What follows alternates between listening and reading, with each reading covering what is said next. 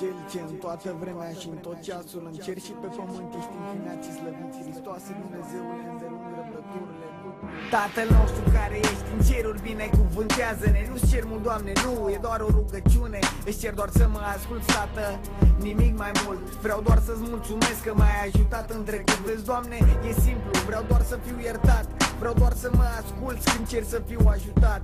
Vreau doar să știi, Doamne, că-ți sunt recunoscător, că mă ajut să țin capul sus atunci când nu mi-e ușor. Îți mulțumesc, Tată, pentru pâinea de pe masă și-ți mulțumesc, Tată, pentru liniștea din casă. Arată-mi calea, Tată, nu vreau să cad din nou în plasă, să păcătuiesc apoi să fiu trădat de propria rasă. Nu vreau, Tată, să regret vreo clipă ce-o trăiesc, dar pur și simplu nu realizez când greșesc. Liniștește-mă, Doamne, vreau doar puterea să zâmbesc. Doar spunem că e omenesc să păcătuiesc. Îți mulțumesc, Doamne, că mă asculți încă o dată, dar chiar simt nevoia să mă mai rog câteodată. Vezi tu, Tată, eu nu prea vizitez biserica, dar cred în tine, Tată, tot îi respect și îți port frica. Înțelegi, Tată?